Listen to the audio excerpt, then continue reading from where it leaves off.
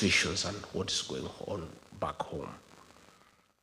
What is going back at home is that the president we elected, most of you, ourselves, we campaigned for him, has turned against the people of Kenya and become a dictator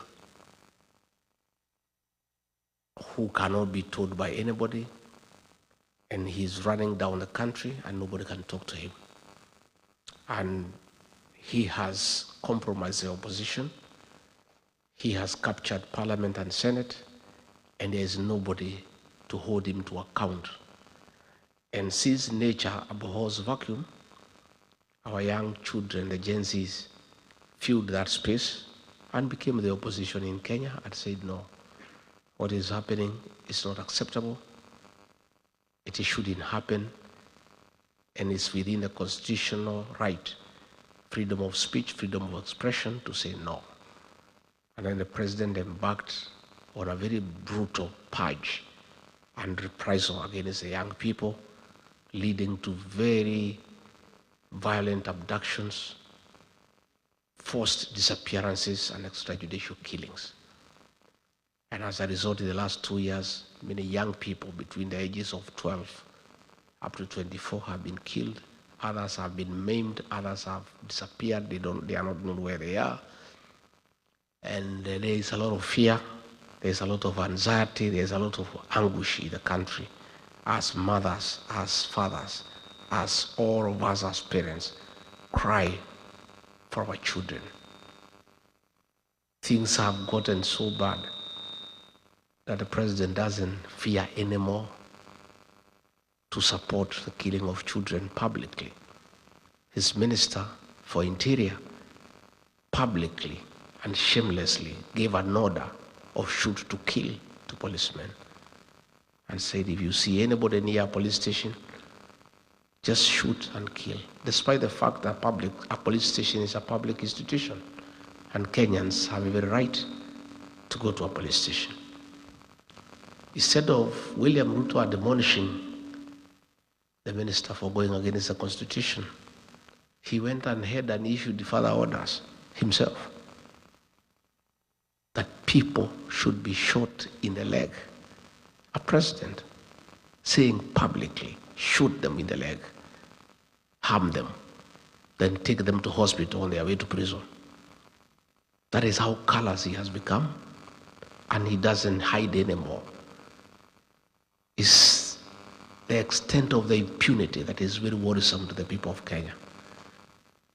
That a leader who is elected by the people has the audacity to threaten Kenyans and issue orders for them to be harmed, to be injured before they are in prison.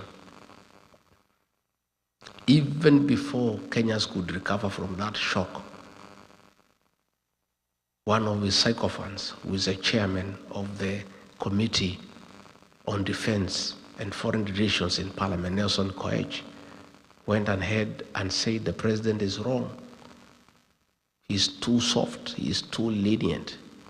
They should not be shot on the leg, they should be shot on the head. That is a kind of impunity that is in our country. And when a lot of pressure came from here in the States the other day, because the chairman of the Foreign Relations Committee in the Senate here in the US brought a bill to review the relationship of the US and Kenya in respect of the status of a non-NATO ally. They are trying to do some little interventions to deceive the United States and the world that they are doing something. So the president has now formed a committee to look into how to compensate those who have been killed. How do you kill people, then you compensate them? What he should do before he can talk of compensation is first stop the killing and recite his order of shooting the leg and recite the order of Kipchumba Murkomen of shoot to kill before he can even talk about compensation. Fine, it is in order to compensate families. that have lost their children. But it is immoral to kill children and then compensate their parents. Why don't you let them live? Let them live. You don't have to compensate them. If they are leaving you, there is no need for compensation. So the president needs to admit liability, apologize to the parents and to the people of Kenya, rescind his order on shoot in the leg, countermand his minister on shoot to kill, then we can discuss compensation. But you cannot pretend you are compensating people who have lost their children and you have not yet rescinded the order that you gave for them to be shot. It's double speak and it's not genuine. Again, back home, he has messed the healthcare system.